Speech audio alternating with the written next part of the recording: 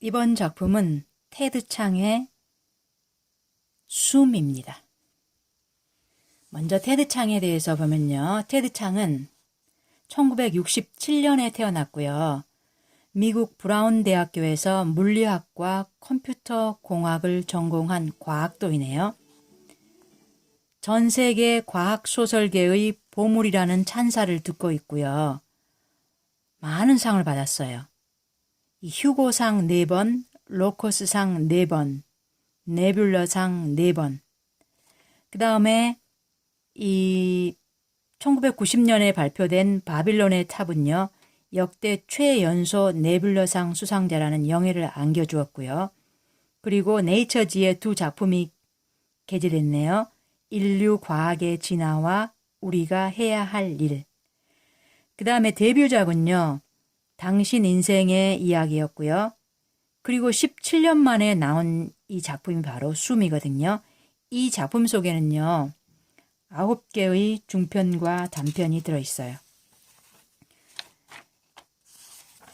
자, 그 9개의 작품을 보면요. 여기 보면 지금 여기 쭉 숨이 여기 2번째 작품이거든요. 근데 이 작품이 지금 이 책의 제목으로 나와 있어요. 이 숨은요. exhalation, 이렇게 내쉬는 그 숨이에요. 들이마시는 숨이 아니고요. 그럼 첫 번째 부분을 한번 읽어볼게요. 공기 혹은 아르곤이라고 불리는 기체가 생명의 원천이라는 얘기는 오래전부터 있어 왔다. 그러나 이것은 실은 사실이 아니며 나는 내가 진정한 생명의 원천과 그 당연한 귀결로서 생명이 맞이하게 될 종언의 방식을 어떻게 이해하게 됐는지 설명하기 위해 여기 이 글을 새긴다. 여기 이 글을 새기는요. 이 화자는 AI 로봇 인간이에요. 그런데 지금 이 AI 로봇 인간이 사는 이 도시에서는요. 이 나라에서는 매년 새해 첫날이면요. 그 송시를 낭독하고요. 그리고 그 시를 낭독하는 데는 1시간이 걸려요. 그리고 항상 그리고 나서 탑시계가 울리거든요. 그런데 이 해 어떤 일이 일어났냐면 그 낭독이 채 끝나기 전에 탑시계가 15를 쳤어요. 이런 전례 없는 일이 있고 이 화자는 자기가 어떤 실험을 하나 단행하는데요. 이 화자는요. 해부학자예요. 해부학자인데요. 자기가 이 해부학자여서 상당히 어떤 그 일에 몰두하는데요. 이 도시에서는 어떻게 이 AI 인간 먼저요. 이 AI 인간은 어떻게 사는가 하면요. 허파 그 공기 주머니가 있거든요. 거기에 항상 공기를 채워 넣어야 돼요. 사실상 여기 이 사람들 사이에서 죽음은 다행히 흔한 일은 아니에요. 그래서요. 만약에 그럼 이 공기가 가득 찬 이 허파가 파열될 경우 그 폭발력은 이 타이타늄으로 만들어진 이 사람들의 몸을 함석판처럼 갈갈이 찢을 수 있어요. 그러니까 여기서 이제 나오죠. 타이타늄으로 만들어졌다 그랬죠. 자, 그래서요. 이 해부학자는 자기가 강의 중에 자기의 팔 덮개를 열고 그 손가락의 꿈틀거릴 때 그 로드가 수축하고 확장하는 걸 학생에게 직접 보여주는 되게 아주 적극적인 그러면서도 뭔가 몰두해 있는 그런 해부학자라는 걸 알 수가 있어요.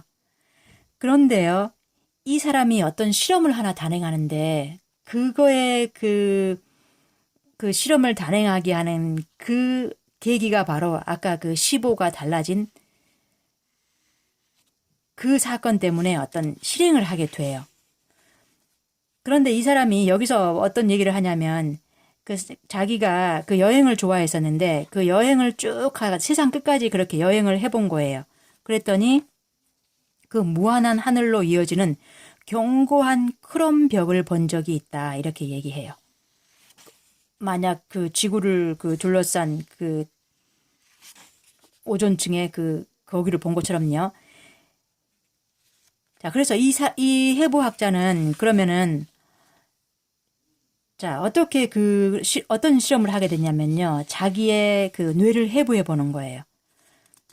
근데 그거를 어떻게 실행하냐면은 자기가 직접 볼 수 있도록 어떤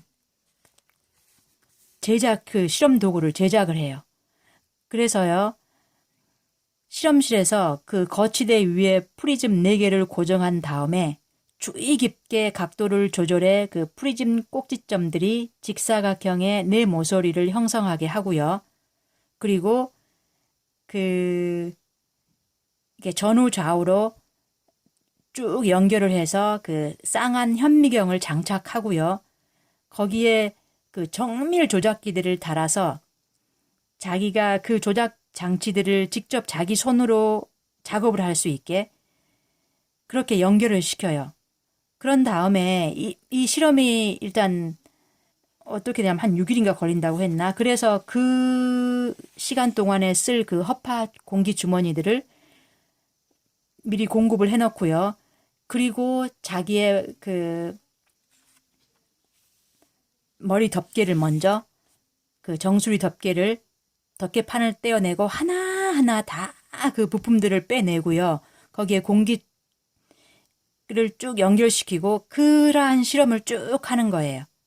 그런데 자기가 제일 먼저 그 덮개판을 떼어보니 그 부품들 모두가 빽빽하게 들어차 있는 거예요. 그래서 그것들을 실제로 그것들이 작동하는 이 모습을 관찰하기가 너무 힘들었다 이렇게 얘기해요. 그런데 그걸 하나하나 다 떼어내고요.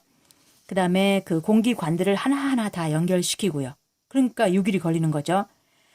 그렇게 하는 그 과정이요. 그러면 그게 이런 게 있어. 이런 게 아니라요. 엄청 빠져들게 만들어요. 마치 이 책을 읽는 동안요. 그 톱니바퀴가 꽉 맞물려서 이렇게 돌아가는 어느 것 하나 휨이 없이 그렇게 돌아가는 자신을 발견하게 돼요. 엄청 빠져들게 만들어요. 그래서요, 이 화자가 뭐냐면은 그 엔진들을 다 드러낸 거죠. 그런데 보니까 자기가 이 모습을 다 드러낸 이 엔진들을 보니까 밑에 있는 그 나의 몸통에 연결된 그 수많은 공기관과 이 작동 로드들의 기둥에 떠받쳐진 상태로 그 어렵사리 그걸 이렇게 현미경을 이렇게 360도 회전시켜서요. 그 하위 부품들의 내부 표면들을 다 들여다보는 거예요.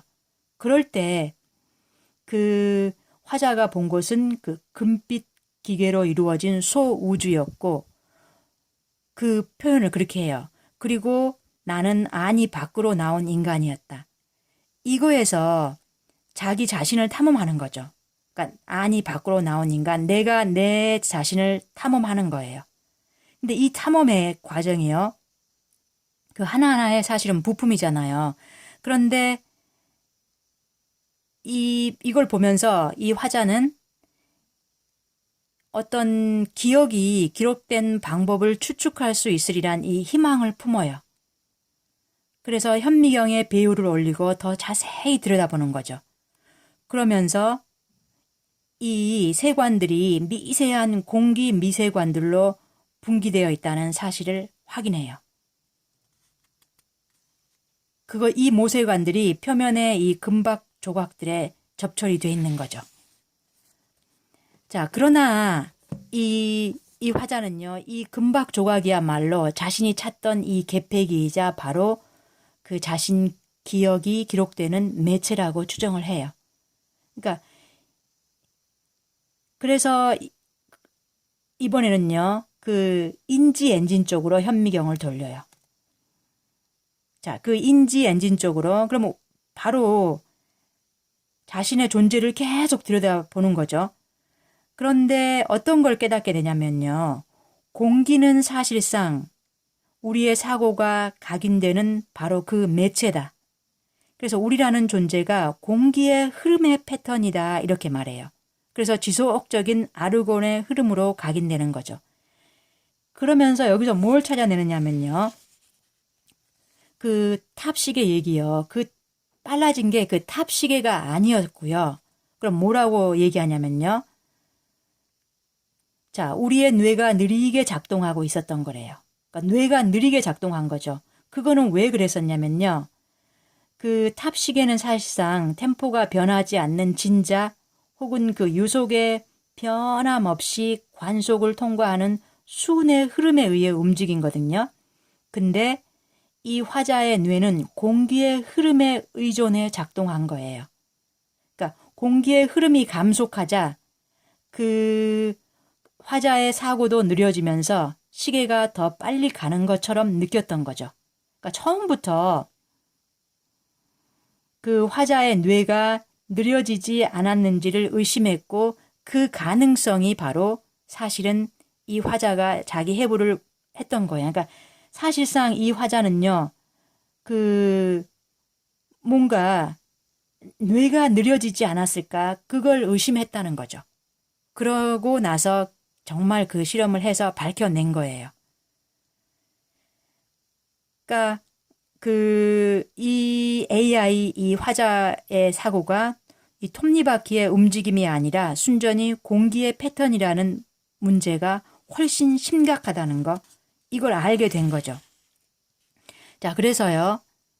자, 그 다음을 보면요. 그래서 내 주위의 대기에 내가 더하는 공기의 양과 정확하게 일치한다는 뜻이다. 그러니까 내가 대기에 이 대기 중에 내가 공기를 계속 내뱉잖아요. 숨을. 그 양이 내가 더하는 이 양이 내가 들여 마셔서 내가 내뱉는 거니까 그게 일치한다는 거예요. 그래서 만약에 몸을 움직일 때마다 나는 이 우주의 압력 평형화에 기여하고 있다. 생각하는 행위도 마찬가지이다. 생각을 할 때마다 나는 치명적인 평형 상태의 도래를 촉진하고 있는 것이다. 자, 이거를 알고 충분히 냉정을 되찾게 되자 나는 이제 그 다음에 이제 자기를 재조립하는 거죠. 원래대로 재조립을 해서요. 다시 복귀를 시키고 다시 덮개를 덮고 그리고 구속 그 브레이킷을 풀고 나오는 거거든요. 그러면서 그 우주의 배경 기압은 실제로 증대하고 있었고 그 결과 바로 사고의 속도가 느려지고 있었던 거예요. 그러면 이 우주에 존재하는 동력원 중 궁극적으로 기압차에서 비롯되지 않는 것은 없으며 그렇기에 그 작동이 기압 차이를 줄이지 않을 장치 또한 존재하지 않는다. 어떠한 이 노력을 해도 이 기압 차이를 줄일 수는 없다고 얘기하는 거예요. 자, 그러면 여기를 보면요. 나의 모든 욕구와 고찰은 우리의 우주가 점진적으로 뇌쉬는 숨에 의해 생성된 소용돌이 그 이상도 이하도 아니다. 그리고 이 위대한 뇌쉼이 끝날 때까지 나의 사고는 계속될 것이다. 그럼 뇌쉼이 끝나면 죽음이겠죠. 자, 그러면요. 어쩌면 소수의 사람이 이 움직임을 계속하기 위해서 어떻게 해버릴 수 있냐면 이 공기조절 장치 충정소의 공급기에 자기를 직접 연결시켜서 사실상 자기 여파를 계속 움직이게 만드는 거죠. 그러면 우주에 남은 마지막 기압은 마지막까지 남은 사람의 의식의 사고를 생성하는 데 쓰이게 될 것이다. 그러나 결국에는 절대적 평형 상태에 도달할 것이다. 이래요. 그러면 그때 모든 생명과 사고는 정지하고 이것들과 함께 시간도 멈추게 될 것이다. 그런 거를 찾아내는 거예요. 그리고 나서 그러면 내가 아까 맨 이 책 초반부에서요. 그러면 생명이 맞이하게 될 종언의 방식을 어떻게 이해하게 됐는지 설명하기 위해 여기 이 글을 새긴다 이랬잖아요. 그럼 내가 지금 이 새기는 글은요. 누구를 위한 거냐 하면요. 그러면 아까 그 크롬 벽으로 둘러싸여 있더라, 내 세계가. 그러면 이 크롬 벽으로 둘러싸인 세계 그 옆에 가상의 우주가 무한히 펼쳐져 있을지도 모른다. 그러면 누군가가 그 탐험가가 이 우주에 올 수도 있겠다. 이런 가상을 하는 거예요. 그래서 지금 뭐냐면은 내가 지금 이 새기는 글을 그 후대 탐험자가 와서 읽어주겠지 이러는 거예요. 그래서 탐험자여, 당신이 이 글을 읽을 무렵 나는 죽은 지 오래겠지만 나는 당신에게 고별의 말을 남긴다. 당신이 존재한다는 사실에 경이로움에 관해 묵상하고 당신이 그럴 수 있다는 사실을 기뻐하라. 그래서 이렇게 남긴다 이렇게 얘기해요. 자, 그러면서요. 이 뇌 쉬는 숨, 자, 이것이 그 나중에는 평형 상태가 돼서 그 끝나버린다면, 그러나 거기서 끝나는 게 아니라 그 다음 희망은 그 다음 우주 속에서 누군가 또 나와서 탐험해서 이것을 내가 새겨놓은 이 글을 읽지 않을까, 그렇게 얘기를 하는 거예요. 자, 이렇게 지금 이 작품이 바로 숨이거든요. 근데 이 작품에서 그 주는 게 어떤 기억, 시간, 그 다음에 평형 상태, 이런 말을 많이 주거든요. 그리고 이 글을 새기는 이런 행위, 이런 것들과 연결시켜서 그 다음 작품들도 많아요. 그리고요, 이 작품이 끝났을 때요, 이 창작 노트가 뒤에 붙어 있거든요. 그럼 이 작품을 이 작가가 어떻게 해서 쓰게 됐냐면요. 이 숨은요, 자기가 10대 시절에 이 개미전기란 단편을 읽었었대요. 필립 K. 딕이 썼다는데요. 그때 그 단편의 주인공이 바로요, 정체가 실은 로봇이라는 얘기를 듣고 기절초풍하면서 그가 그의 가슴을 열고 그걸 해부하는 그런 게 있는 거예요. 자, 그때 그 글자 그대로 그 자신의 마음을 들여다보고 있는 이 주인공, 자, 자기의 존재를 들여다본 거죠. 그게 연결이 돼요. 그러면서 그 주인공의 이미지가 이 테드 창의 뇌리에 뚜렷하게 남아 있었대요. 그 이야기 하나랑요. 그러니까 이 작가가 그 전에 읽은 어떤 구절이나 책을 보고 이 하나의 작품을 만들어내는 이 창작 노트가요, 책을 읽는데 아주 도움이 많이 돼요. 이 두 번째 영감은요, 황제의 새로운 마음이라는 이 펜 로즈의 작품이었었는데요.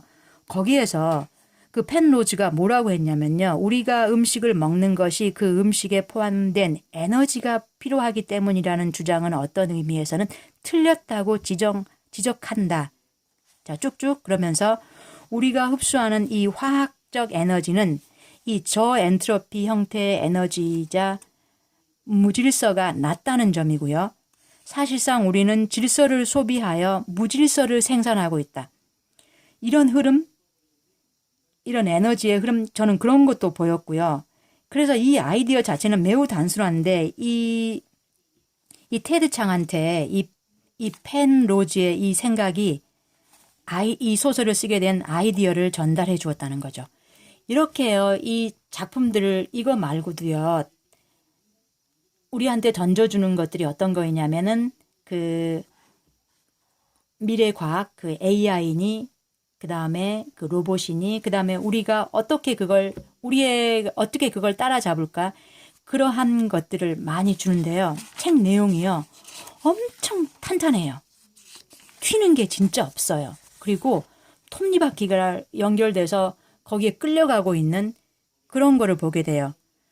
그래서 여기 막 그 SF 공상 과학 하면은 뭔가 그 우리 사고에서 엄청 뛰어넘는 그러한 그 가상 세계 뭐 이런 게 많이 보였었는데요. 근데 이 테드 창의 작품은 그렇지가 않아요. 어떤 거 하나 여기 어떤 작품이었냐면 소프트웨어 객체의 생애 주기에서도 그 얘기가 자기 뒤에 나왔었는데요. 예를 들어서 제우스의 머릿속에서 태어난 그 아테나, 그런 것처럼 이렇게 완성돼서 툭 튀어나오는 게 아니다. 어떤 시간의 과정을 거쳐야 되고 단계를 기술이라는 것도 그렇게 거쳐서 거기에 인간의 그 관심과 사랑과 애정과 그다음에 어떤 욕망 이런 것들이 들어가서 어떤 하나의 결과물이 나온다는 그러한 것들을 엿볼 수가 있었어요. 그래서 어느 날 어떤 그 아테나가 머릿속에서 그냥 툭 튀어나오듯이 그런 게 아니에요. 그래서 이 작품을 읽다 보면요. 되게 과학 철학적이에요. 그래서 여기서 이 책 여기요. 첫 번째에서 뭐라고 얘기했었냐면요. SF는 아름다움과 의미와 공감을 자아낼 수 있음을 분명히 증명한다. 요 부분이 저는 그 처음에 과장됐나 싶었는데요. 정말 맞는 사실이었어요. 그래서 사실상 저는 숨이 좀 처음에 어려웠어요. 그래서 제가 한번 읽고 모르겠다 싶어서 또 한참 있다가 다시 읽고 그러니까 여기 전체 9개의 작품 중에서는요. 숨이 가장 숨막히게 한다고 할까? 그렇게요. 경이로워요. 그래서 다른 작품들도요. 아주 짧은 작품도 있거든요. 그런데 우리가 해야 할 이거는 엄청 짧아요. 가장 긴 게 소프트웨어 객체의 성의 주기였는데 이 작품들이요. 정말 지루하지가 않아요. 어떻게 이 공상과학인데 SF인데 이게 이렇게 뭔가 생각하고 몰두하게 만드는지 그래서 2번 읽으니까 정말 전달이 좀 제가 받으면서 얘기할 수 있는 그런 거가 되었어요. 그래서 이 한 번 읽어서 안 되면은 2번 이렇게 읽어도 이 책은 전혀 새로운 책 읽는 것처럼 그런 그 내용이 스토리 중심이 아니라서 그랬던 것 같아요. 그래서 저는 이 테드 창 작품이 엄청 재미있다는 걸 알게 됐어요. 사실상 저는 그 첫 번째 작품 당신 인생의 이야기는 안 읽었거든요. 근데 숨이 정말 숨막히게 재밌었다. 이런 생각이 들어요. 네, 여기까지 들어주셔서 고맙습니다.